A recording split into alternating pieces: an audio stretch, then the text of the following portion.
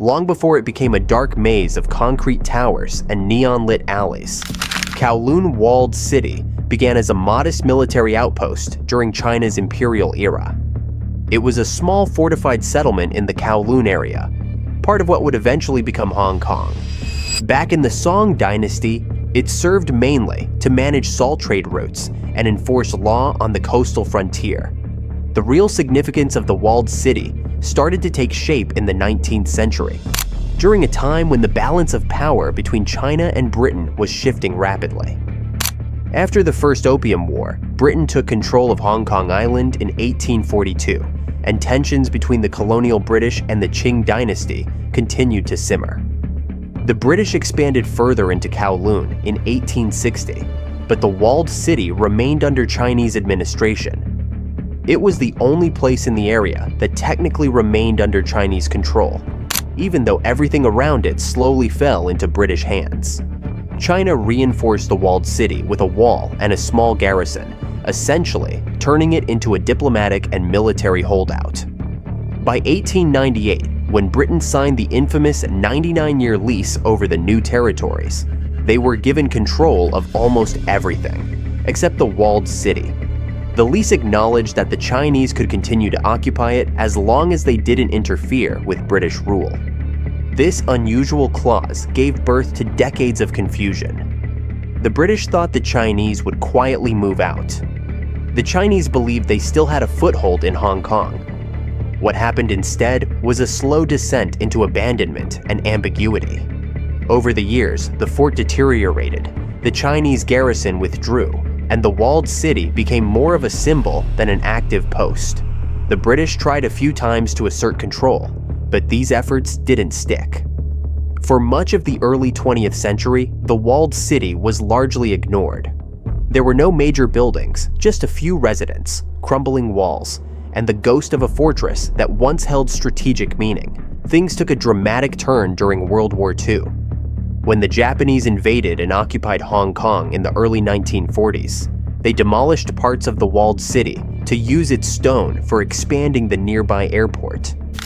After Japan's surrender in 1945, a wave of instability washed over the region. The end of the war didn't bring peace. It triggered chaos. Refugees from mainland China, many fleeing the Chinese Civil War and later the Communist victory in 1949, poured into Hong Kong in search of safety and opportunity. The walled city, sitting on a legal blind spot with no clear authority, became a perfect place to squat. Families, migrants, and anyone with nowhere else to go started moving in, taking over what little was left of the old fortress. At first, they set up makeshift homes among the ruins. Corrugated metal, bamboo, salvaged wood, anything could become a roof. Word spread quickly that Kowloon Walled City was a place where you could settle without rent, permits, or identification. The government, whether British or Chinese, seemed unwilling or unable to interfere. It was an unspoken agreement.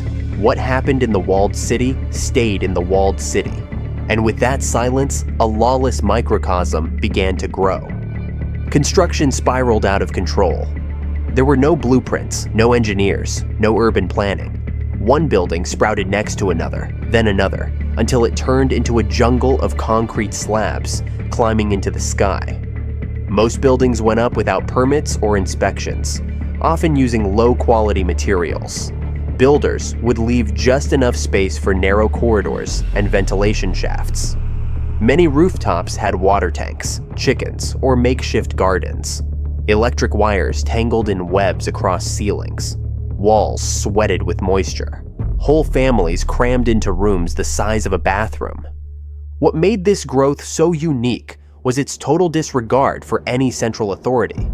Hong Kong's police rarely entered, and inspectors gave up trying to enforce any kind of safety code. This suited some people perfectly. While poor families just wanted shelter, others saw an opportunity for profit in the lawlessness. Illegal dentists set up shop, charging much less than licensed practitioners in the rest of the city. Unlicensed doctors treated everything from broken bones to tuberculosis. Factories operated 24 hours a day inside the maze. producing everything from fish balls to plastic toys to knockoff electronics. Alongside the working poor and black market businesses, criminals also moved in. Triads, the notorious Chinese organized crime groups, began using the walled city as a base of operations. With no police oversight and a constant influx of desperate people, it became an ideal environment for illegal gambling, drugs, and prostitution. In the 1950s and 60s, the walled city was essentially ruled by the Triads. They enforced their own rules, collected money from businesses, and punished anyone who stepped out of line. Residents who couldn't afford to pay protection fees were sometimes beaten or driven out. Despite this chaos, life inside the walled city developed its own rhythm. Families cooked together on gas burners. Kids played in corridors barely wide enough for one person to pass. Neighbors looked out for one another. There were no elevators, so people climbed 10, sometimes 12 stories to get home. There was barely any sunlight below the upper floors. Most of the interior was cast in a dim fluorescent glow, but for the people living there, it became normal. It was crowded, yes. It was dirty and dangerous. But it was also alive. In many ways, the walled city was more community-driven than parts of modern cities today. By the late 1960s, Kowloon Walled City had transformed from an abandoned fort to the most densely populated place on Earth. Estimates varied, but by the early 70s, as many as 30,000 to 40,000 people were living in an area smaller than 6.5 acres. That's hundreds of people per building, per floor, crammed into units, often without windows, fresh air, or running water. There was no formal sewage system. Wastewater ran through open pipes. Rats, cockroaches, and disease were constant threats. And yet, somehow, it all kept going. For outsiders, Kowloon Walled City became a symbol of everything terrifying about urban life pushed to its limits. But for those who lived inside, it was just home. They called it the City of Darkness, not because they hated it, but because it described the reality they had adapted to. Even in the worst conditions, people worked, raised children, made food, and formed relationships. There was a strange beauty in the madness. And so, from a forgotten military post on the edge of empire, Kowloon Walled City became something far more complex. It was a refugee camp, a criminal empire, a functioning neighborhood, and a dystopian village all at once. What began as a legal loophole slowly morphed into one of the most fascinating urban experiments the world has ever seen. As the 1970s arrived, the world outside Kowloon Walled City was changing fast. Hong Kong was booming, growing into a major financial hub, a place of glass towers, fast money, and international prestige. But tucked inside this progress was a vertical slum that kept growing in the shadows. By now, Kowloon Walled City was no longer a secret. It was a problem no one wanted to admit they'd created, and no one wanted to fix. The government called it a no man's land, and that's exactly how it functioned.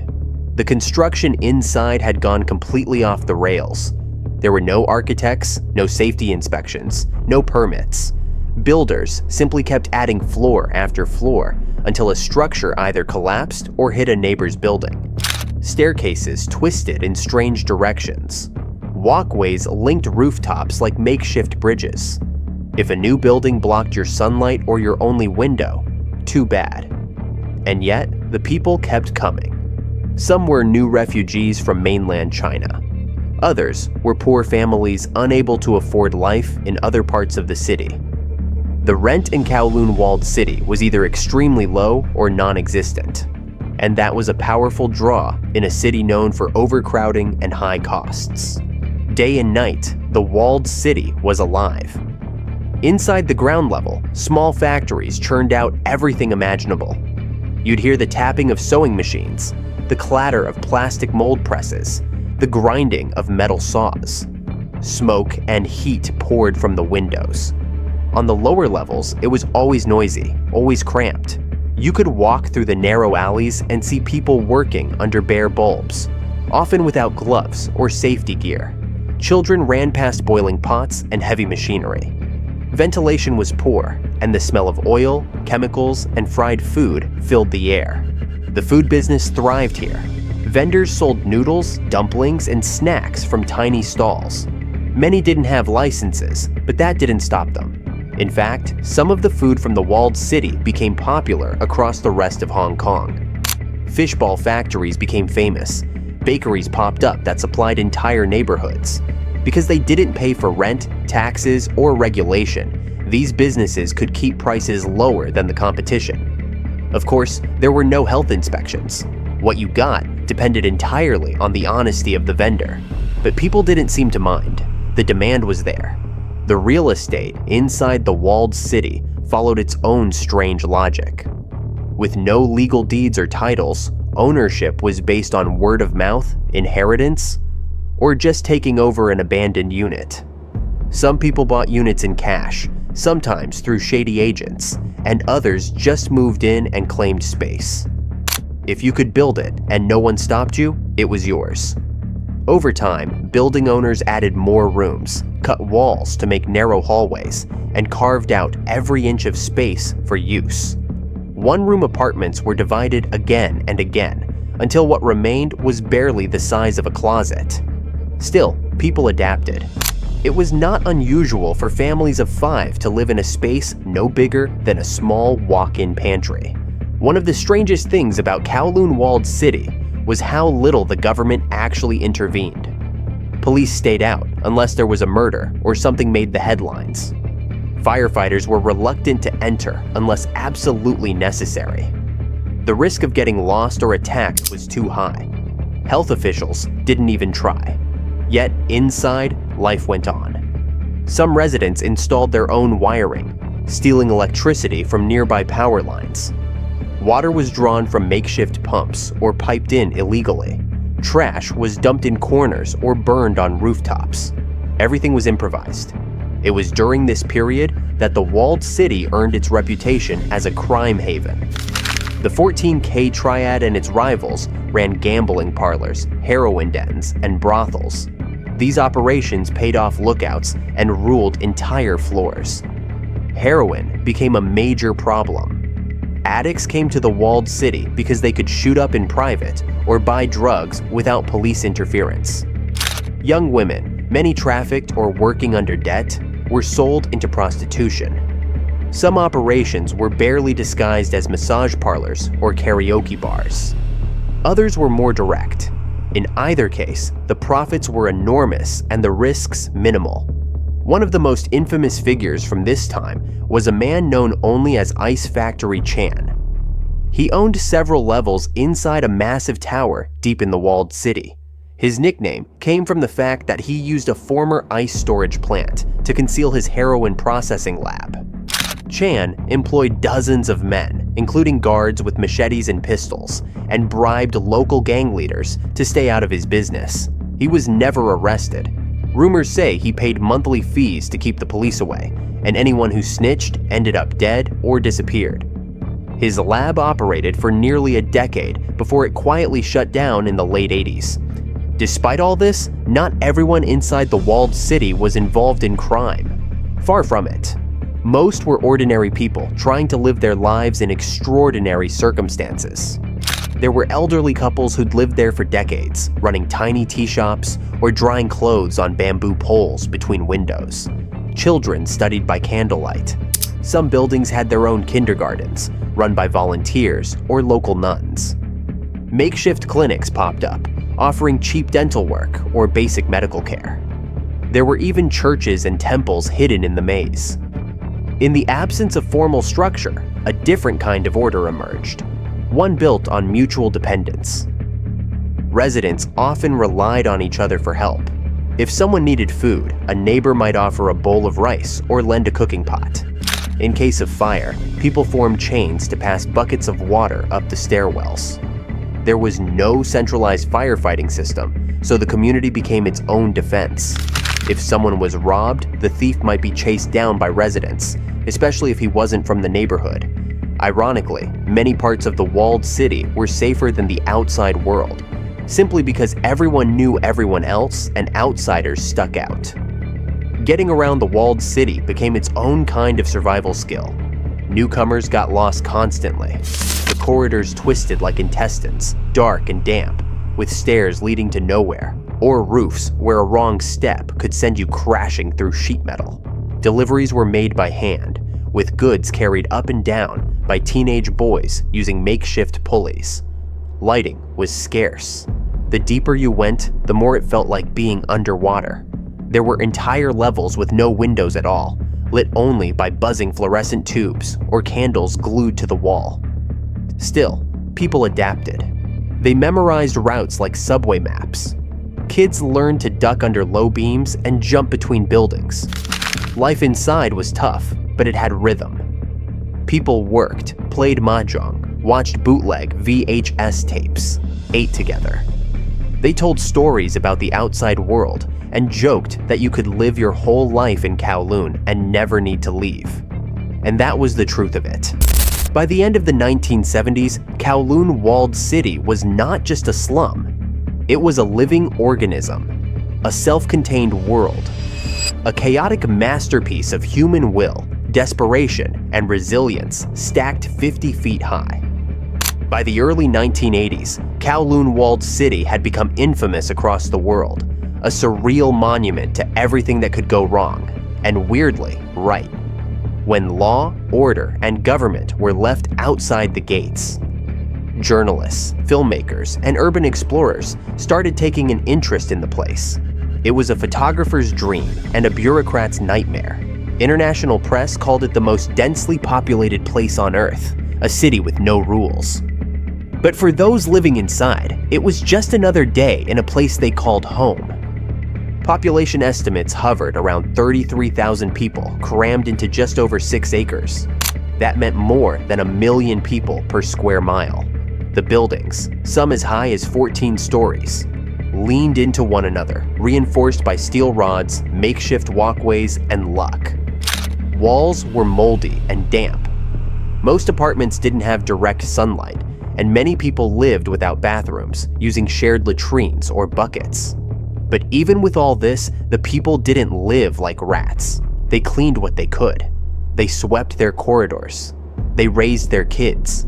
And they formed relationships that made the place more than just a slum. It was a vertical village, one that pulsed with energy, despite everything. Some of the residents were born there, never having set foot outside. Others had been there since the post-war period and had watched the walls rise higher with every year. Generations stacked on top of each other, not just in time, but in space. It wasn't unusual to find a grandfather who lived on the 4th floor, a son on the 8th, and grandchildren scattered between. Everyone knew someone who lived upstairs or downstairs or across the maze. People communicated through holes in walls, shouts through stairwells, and banging on pipes. In a strange way, it worked. Daily life inside Kowloon Walled City had its own strange charm. In the mornings, the smell of soy milk, fried dough sticks, and hot noodles drifted through the air. Residents queued up for breakfast at tiny stalls that barely had a room for a stove. Some families cooked inside their rooms, balancing woks on single burners connected to gas tanks. There were barbershops tucked into hallways, tailors who worked under flickering lights, and men who fixed watches with hands steady as machines. You could find everything you needed inside, from tofu to light bulbs to funeral wreaths.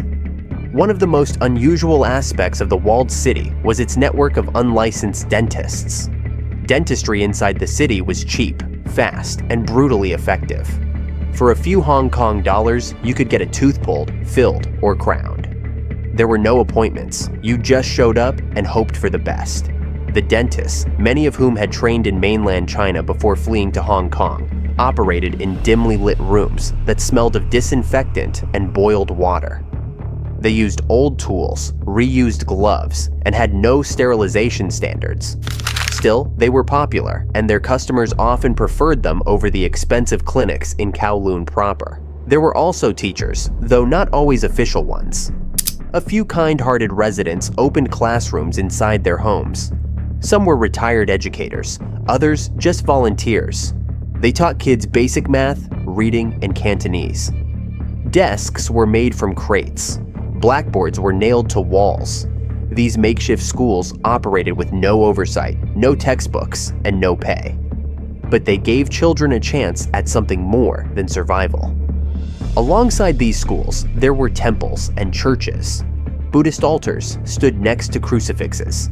A small Catholic mission, run by a group of nuns, provided medical aid, spiritual guidance, and a safe place for women and children in trouble. Despite the chaos, the walled city was not anarchy. It had a kind of order, loose, informal, but respected. Residents often turned to local elders to solve disputes. If someone's pipe burst and flooded the apartment below, the issue would be resolved with conversation, not lawsuits.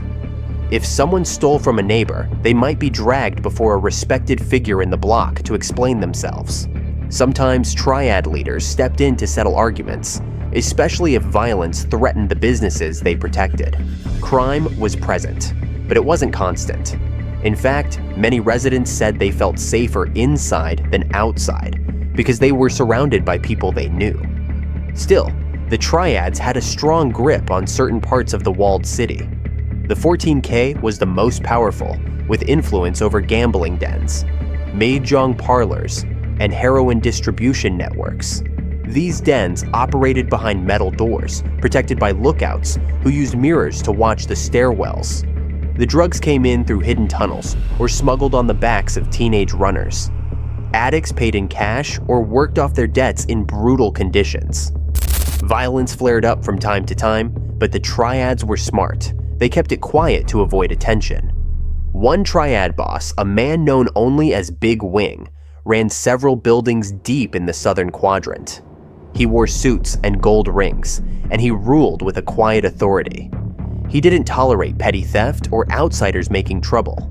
Rumor had it he once dragged a rival dealer into the street and beat him unconscious with a steel pipe, then paid for the man's hospital bill to send a message. "This is my city, and I take care of it." Residents respected him, feared him, and sometimes relied on him. He fixed disputes. He handed out cash to elderly women during Lunar New Year. He kept things stable, even if that stability was built on fear. Outside media began to take serious notice during this time. Foreign reporters described it as a hive, a nightmare, a glimpse into what would happen if civilization broke down. But most of them missed the deeper truth. It wasn't just a place of squalor and crime. It was a place where people had created a kind of life in spite of all the odds. Filmmakers came to shoot gritty backdrops. Japanese TV crews documented the food culture and architecture. French photographers climbed onto rooftops to get wide shots of the tangled skyline. What they captured was unbelievable. Walls of windows, air conditioners stacked like Lego blocks, cables crisscrossing the sky like spiderwebs. By the mid-1980s, the world had started to catch up to Kowloon walled city. The Hong Kong government, under pressure from both local media and international observers, started discussing its future. Health officials called it a public safety disaster. Architects called it a freak of design. Human rights groups raised concerns about sanitation, drugs, and child welfare. But for the people who lived there, these conversations felt distant. They weren't waiting for rescue. They were just trying to get through another day.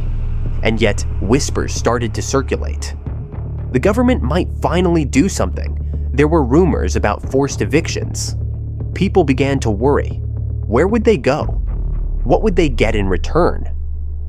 Would the city finally come down after standing for decades as a living monument to neglect, survival, and strange beauty? No one had answers yet, but change was in the air, and for the first time in years, the people of Kowloon walled city looked toward the future with more fear than hope. In 1987, the inevitable finally happened. The governments of Britain and China, after decades of indifference, jointly announced that Kowloon walled city would be demolished. It wasn't just about sanitation or crime anymore. It was about appearances. With the handover of Hong Kong to China looming in 1997, neither side wanted the walled city to remain as a symbol of failure, a lawless holdout that defied both empires. The decision sparked immediate controversy and fear. For the people who had made lives there, it felt like the outside world had finally remembered they existed, but only to erase them. The plan was to clear out all residents, compensate them for their losses, and flatten the entire structure. Officials made promises of fair payouts and new homes, but trust was low. Many residents had lived their whole lives without legal addresses, formal leases, or proof of ownership. For years, no one had asked for paperwork, so few had any. Now, that lack of formality came back to haunt them. Negotiations dragged on for years. Activists and social workers tried to mediate. Some residents packed up quietly and left. Others resisted, afraid they'd get nothing or that they'd be split from family and neighbors. By the early 1990s, the process of clearing the walled city was in full swing. The government sent in officials, engineers, and relocation agents. Slowly, the maze began to empty. Where once there had been the constant hum of life, noodles boiling, children yelling, machines clanging, there was silence. Hallways that had been packed with bodies were now ghostly. Graffiti appeared on walls, piles of junk and broken furniture collected in stairwells, and above all of it, the buildings loomed like empty shells, hollowed out one family at a time. Demolition began in 1993 and lasted over a year. Workers tore through the concrete like archaeologists dismantling a forgotten civilization. No one had blueprints, so they had to take it down cautiously, floor by floor, unsure of what was hidden inside. They found altars sealed in walls, forgotten safes, secret rooms used by smugglers, and entire apartments frozen in time. Dishes still on the table, clothes still hanging from the ceiling. The media covered the demolition like a spectacle, but for many former residents, it was like watching a funeral. By 1994, the walled city was gone. In its place, the Hong Kong government built Kowloon Walled City Park, a beautifully landscaped public space with walking paths, pavilions, and a restored portion of the original South Gate. A few remnants of the old city were preserved, like stone plaques and foundation stones, but the towering structures were erased.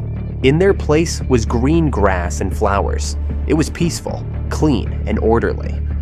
But for those who had grown up among the chaos, it didn't feel like home. It felt like memory had been wiped clean. Even so, the legacy of Kowloon Walled City refused to die. Over time, it became something more than a physical place. It became a symbol of defiance, of survival, of human ingenuity under pressure. Artists drew inspiration from its cramped interiors and vertical chaos. Cyberpunk films like Blade Runner and games like Call of Duty. Black Ops borrowed its aesthetic. Japanese manga and anime featured it as the ultimate urban jungle. And former residents, now scattered across Hong Kong, told their children stories of a place that once defied the laws of physics, government, and reason. In a strange twist, the same city that was once called a stain on Hong Kong's reputation became a legend. Universities studied it. Architects analyzed its unplanned design. Urban theorists wrote books about it. The world came to see it not just as a slum, but as an unfiltered experiment in human life. With no zoning, no regulations, and no real law, Kowloon Walled City created its own reality. And people adapted. They didn't just survive, they lived. Today, if you walk through Kowloon Walled City Park, you'll see tourists snapping photos and joggers enjoying the greenery. You'll also find plaques that hint at what once stood there. 300 interconnected buildings, 33,000 people, 500 workshops, and countless stories. The jungle is gone, but the spirit lingers. And for those who remember, the City of Darkness was never just darkness. It was also full of light, just not the kind you find in city plans or history books. Though Kowloon Walled City was demolished decades ago, its legacy still echoes in pop culture, architecture, and urban legends. What was once dismissed as a disgrace is now remembered as one of the most fascinating social experiments in modern history. From triad tycoons to noodle vendors, every crack in its concrete held a story. And while the city is gone, its spirit remains alive in those who live there, and in the world that still can't stop talking about it. If you enjoyed this dive into the City of Darkness, hit that subscribe button for more unbelievable tales from the edge of reality.